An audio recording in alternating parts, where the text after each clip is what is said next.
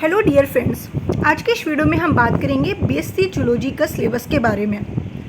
BSc zoology का first semester के syllabus के बारे में हम पूरा डिस्कशन इस वीडियो के माध्यम से करेंगे। तो सबसे पहले हम बात करते हैं बीएससी वालों के लिए कि कौन कौन सा सब्जेक्ट बीएससी में आपको लेना है। अगर आपने बीएससी बायो से किया है तो आपके 3 सब्जेक्ट होते हैं, जिसमें जूलॉजी, बॉटनी और केमिस्ट्री से आप कर सकते हैं। अगर आप मैथ से करना चाहते हैं तो फिजिक्स, केमिस्ट्री और आपका मैथ होगा। ठीक है, तो यहाँ पर हम बात करेंगे बीएससी जूलॉजी के बारे में। बीएससी जूलॉजी का सिलेबस आपका क्या है, हम इस वीडियो के माध्यम से डिस्कशन करेंगे। नेक्स्ट वीडियो में हम बात करेंगे बॉटनी के सिलेबस के बारे में और आगे की वीडियो में हम केमिस्ट्री के सिलेबस के बारे में भी बात करेंगे। तो कंप्लीट सिलेबस हम आपको इस वीडियो के माध्यम से बताने जा रहे हैं, क्योंकि अगर आप ग्रेजुएशन बीएससी से कर रहे हो और आपको अगर सिलेबस का अनुभव नहीं है और आप पढ़ाई करना स्टार्ट कर दिए हो तो आपकी ये बहुत बड़ी गलती है, क्योंकि सबसे पहले हमें सिलेबस को कवर करना बहुत ज़रूरी होता है। तो देखिए, सबसे पहले हम बात करते हैं कि बीएससी में जो आपका जूलॉजी का सिलेबस होगा उसके कोर्स का क्या नाम होगा। Cytology, genetics and infection disease, और हम बात कर रहे हैं फर्स्ट सेमेस्टर की और सब्जेक्ट है आपका जूलॉजी। देखिए, यहाँ पर आपको टोटल 8 यूनिट देखने को मिलेंगे, जिसमें अलग अलग टॉपिक पर आपको पूरी पढ़ाई करनी होगी। सबसे पहले जो आपका यूनिट फर्स्ट है, यूनिट फर्स्ट में आपको structural and functional of cell organelles के बारे में पढ़ना होगा, यानी कि सेल के ऑर्गेनल्स और उसके फंक्शंस के बारे में पढ़ना होगा। अब उसमें क्या क्या चीज़ें पढ़ना है, क्योंकि ये एक जो दिया हुआ है कि structural, functional and cell organelles, तो सेल ऑर्गेनल्स में बहुत सारी चीज़ें आती हैं, ठीक है, क्योंकि बहुत सारे ऑर्गेनल्स होते हैं। लेकिन यहाँ पर आपको क्या क्या टॉपिक पढ़ना है, जितने टॉपिक आपको दिए हैं। जैसे कि आप सभी को पता है सेल है, फिर सेल में आपका प्लाज्मा मेम्ब्रेन होता है, सेल मेम्ब्रेन होता है, ठीक है, केमिकल स्ट्रक्चर्स होते हैं, लिपिड्स होते हैं, प्रोटीन्स होते हैं, इंडोमेम्ब्रेन्स होते हैं, ठीक है। तो इन सब के बारे में आपको फर्स्ट यूनिट में देखने को मिलेगा, ठीक है। उसके अलावा आपको टाइप्स ऑफ सेल्स के बारे में भी यहाँ पर पढ़ना पड़ेगा। सेकेंड यूनिट की अगर हम बात करते हैं तो सेकेंड यूनिट में भी structure and functional of cell organelles ही डिस्कशन करना है, लेकिन उसमें आपको क्या क्या चीज़ें पढ़नी पड़ेगी। जैसे कि जितने भी ऑर्गेनल्स हैं, सेल के जितने भी ऑर्गेनल्स हैं उसको पढ़ना पड़ेगा, यानी कि फर्स्ट यूनिट में सेल के बाहर वाली चीज़ें पढ़नी पड़ेंगी। सेल किसे कहते हैं, है ना, सेल थ्योरी क्या होती है, सेल थ्योरी किसने दी थी, सेल का डिस्कवर कैसे हुआ, ठीक है, कितने टाइप्स के सेल्स होते हैं, ये सारी चीज़ें फर्स्ट यूनिट में डिस्कशन कर लिए। उसके बाद सेल की जो कवरिंग होती है, सेल मेम्ब्रेन, सेल वॉल, ठीक है, इन सब के बारे में आपने पढ़ा। लेकिन सेकेंड यूनिट में आप लोग क्या पढ़ेंगे, सेल्स ऑर्गेनल्स, सेल्स के अंदर जितने भी ऑर्गेनल्स होते हैं, जैसे कि माइटोकॉन्ड्रिया, ठीक है, ribosomes, Golgi body, endoplasmic reticulum, बहुत सारे मतलब ऑर्गेनल्स होते हैं। तो उस ऑर्गेनल्स को आप डिस्कशन सेकेंड यूनिट में करोगे, ठीक है। जितने भी ऑर्गेनल्स आपको पढ़ने को मिलेंगे, जैसे कि माइटोकॉन्ड्रिया आपका हो गया, उसका स्ट्रक्चर पढ़ोगे, ठीक है। उसके बाद आपका पेरोक्सीसोम्स हो गया, राइबोसोम हो गया, उसके स्ट्रक्चर एंड फंक्शंस को पढ़ोगे सेकेंड यूनिट में। उसके बाद यहाँ पर आते हैं थर्ड यूनिट में। थर्ड यूनिट में आप क्या पढ़ोगे, न्यूक्लियस एंड क्रोमैटिन स्ट्रक्चर, ठीक है, यानी कि अब सेल्स के अंदर बहुत सारी चीज़ें होती हैं, मैंने पहले भी बताया आपको। तो सेल्स के अंदर बहुत सारी चीज़ें कौन कौन सी होती है, जैसे कि अभी आपने देखा कि फर्स्ट में आपने पढ़ा कि मेम्ब्रेन, वॉल, ये बाहर वाली चीज़ें हो गई, ठीक है। उसके बाद आपने जब थोड़ा सा अंदर आया तो देखा कि आपको कुछ ऑर्गेनल्स पढ़ने को मिले। कौन कौन से ऑर्गेनल्स मिले, तो आपने 2 ऑर्गेनल्स का नाम देखा, माइटोकॉन्ड्रिया, पेरोक्सीसोम्स, राइबोसोम्स, ये पढ़ने को मिलेंगे पूरे फंक्शंस के साथ और स्ट्रक्चर के साथ, ठीक है। साइटोस्केलेटन, माइक्रोट्यूबल्स, ठीक है, ये सारी चीज़ें आपको सेकेंड यूनिट में पढ़ने को मिला। थर्ड यूनिट में जब हम आए तो थर्ड यूनिट में देखा गया कि थर्ड यूनिट में जो आपको डिस्कशन करना होगा, ठीक है, वो स्ट्रक्चर फंक्शन ऑफ न्यूक्लियस, ठीक है, यानी कि न्यूक्लियस और क्रोमैटिन स्ट्रक्चर, ठीक है। न्यूक्लियस क्या होता है, यानी कि केंद्रक किसे कहते हैं, ये सारी चीज़ें, ठीक है। उसके बाद आपको यूकैरियोटिक्स, प्रोकैरियोटिक्स पढ़ने पड़ेंगे, मतलब टाइप्स आपको पढ़ने पड़ेंगे सेल्स के बारे में।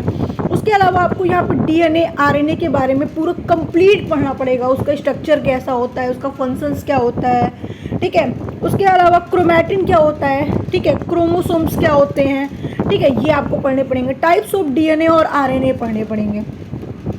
आपको पढ़ना सेल ही है, ये सारी चीज़ें सेल्स के अंदर ही होती हैं, ठीक है। ये सारी चीज़ें सेल्स के अंदर ही होती हैं और ये पूरा मैंने बताया ना आपको, पहले ही बताया ना आपको कि आपका जो कोर्स नेम ही है cytology genetics and infection disease. तो आपने देखा कि साइटोलॉजी क्या होता है, साइटोलॉजी में सेल का अध्ययन करते हैं, है ना, सेल्स का अध्ययन साइटोलॉजी में ही किया जाता है।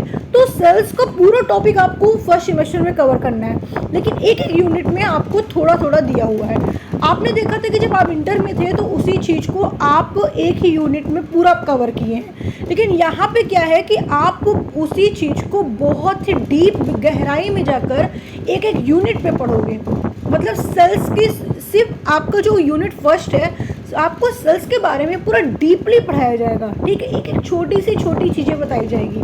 सेकेंड यूनिट में आप जब आओगे तो सेकेंड यूनिट में आपको कुछ ऑर्गेनेल्स के बारे में, माइटोकॉन्ड्रिया, है ना, राइबोसोम्स, इन सब के बारे में पूरा डीप में पूरा समझाया जाएगा। थर्ड यूनिट में जब आपने देखा कि थर्ड यूनिट में आप आए तो हमें थर्ड यूनिट में पढ़ने को मिला कि न्यूक्लियस क्या होता है, ठीक है, केंद्रक किसे कहते हैं, क्रोमैटिन क्या होता है, क्रोमोसोम क्या होता है, जबकि हम लोग इंटर में उसी चीज़ को एक ही यूनिट से पढ़ डाले थे पूरा, है ना। तो आपको ये चीज़ें कवर करनी है थर्ड यूनिट में। फोर्थ यूनिट में जब हम आए तो फिर हमने फोर्थ यूनिट में सेल डिवीज़न को देखा कि भाई सेल तो पढ़ा, अब हमको देखना है कि सेल का डिवीज़न कैसे होता है, यानी कि पुरानी सेल से नई सेल का निर्माण कैसे होता है, ठीक है। तो भाई सिंपल सी बात है, सेल डिवीज़न होगा, कोशिका का विभाजन होगा, उसको भी डिस्कशन करना है। तो 4 यूनिट में आपने क्या पढ़ा, 4 यूनिट में पढ़ा सेल सर्किल, सेल डिवीज़न, ठीक है, एंड सेल सिग्नलिंग, ठीक है। तो आपने देखा कि यहाँ पर सेल्स के बारे में ही पढ़ना है, लेकिन उसके डिवीज़न, उसके सर्किल के बारे में पढ़ना है। बात क्लियर हुई, ठीक है। उसके बाद आपको जब यूनिट 5 में आप आए तो यूनिट 5 में जब हम लोगों ने देखा तो थोड़ा सा अलग हो गए, ठीक है, यहाँ पर थोड़ा सा अलग हो गया यूनिट 5 से। यहाँ पे हमने देखा कि सेल्स की चीज़ें नहीं पढ़नी है हम लोगों को, पढ़नी क्या है यहाँ पर, तो आपको पता होना चाहिए कि मेंडेलिज्म एंड सेक्स डिटर्मिनेशन, ठीक है, ये वेरी इंपॉर्टेंट है। यानी कि प्रिंसिपल ऑफ हेरिडिटी क्या होता है, मेंडल ऑफ लॉ क्या होता है, मतलब मेंडल ऑफ लॉ का मतलब मेंडलीफ का नियम क्या होता है, ठीक है। मेंडलीफ के कई सारे नियम है, जैसे कि 3 नियम है, तो उन तीनों नियम को पढ़ना है। मोनोहाइब्रिड, डाईहाइब्रिड, ये सब क्या होता है, ठीक है। अभी आप जब इसको पढ़ोगे तो समझ में आएगा, अगर आपने इंटर में पढ़ा है तो समझ में ऑलरेडी आ गया होगा, ठीक है। तो मोनोहाइब्रिड, डाईहाइब्रिड, क्रॉसेस, ये सारी चीज़ें पढ़ने को मिलेगी आपको, ठीक है। उसके बाद इनकम्प्लीट आपको डोमिनेंस को पूरा कंप्लीट करना है, ठीक है। जीनिक सेक्स डिटर्मिनेटिंग, ठीक है, डिटर्मिनिंग सिस्टम पढ़ना पड़ेगा, इन्वायरमेंट से पढ़ना पड़ेगा आपको, ठीक है। तो ये पूरा आपको सेक्स लिंक्ड पढ़ना पड़ेगा, सारी चीज़ें पूरा डीप में पढ़नी पड़ेगी।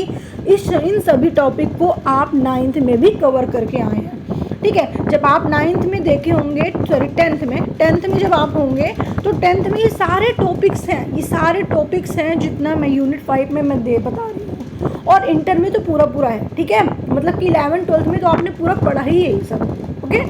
जब यूनिट 6 में आया तो हमने यूनिट 6 में कुछ और अलग देखा।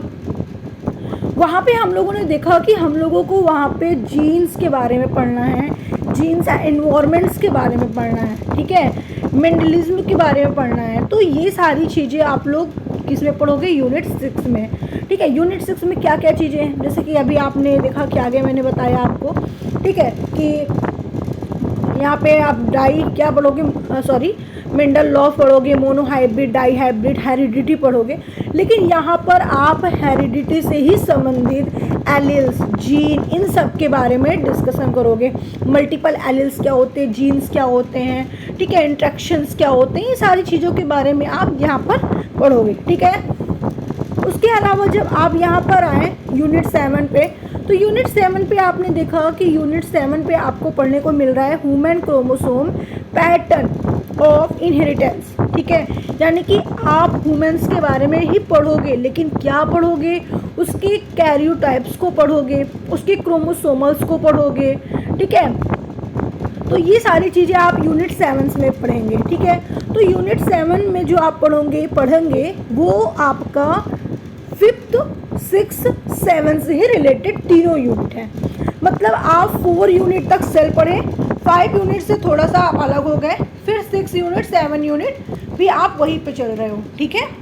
उसके बाद लास्ट आपका जब आता है 8 यूनिट्स, तो 8 यूनिट्स में जाकर आप थोड़ा सा और अलग होते हो।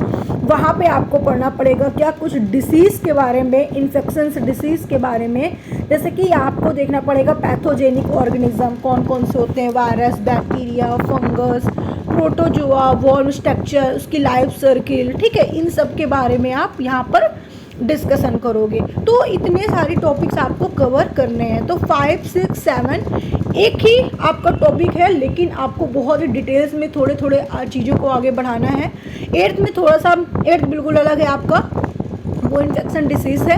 बाकी 4th यूनिट्स तक आपका फिर वही सेल है, ठीक है। तो अगर मैं बात करती हूँ कि जो भी स्टूडेंट इस कोर्स को कंप्लीट करना चाहते हैं तो बिल्कुल बेफिक्र होकर कंप्लीट कर सकते हैं त्रिशांत एकेडमी बायोलॉजी से, जिसमें हम लोग बहुत ही जल्द स्टार्ट करने वाले हैं बीएससी का सिलेबस। बीएससी का जो आपका सिलेबस है वो structure and functional of cell organelles है, जिसमें हम लोगों ने फर्स्ट यूनिट्स का लगभग टॉपिक कवर कर लिया है, ठीक है।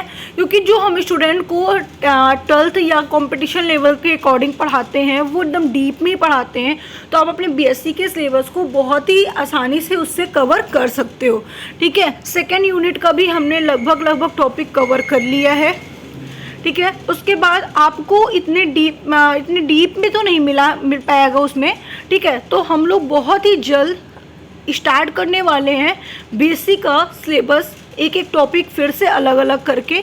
तो जुड़े रहिए हमारे साथ, और आपने अभी तक चैनल को सब्सक्राइब नहीं किया तो जल्दी से चैनल को सब्सक्राइब करके वीडियो को लाइक करके शेयर करना बिल्कुल मत भूलिएगा।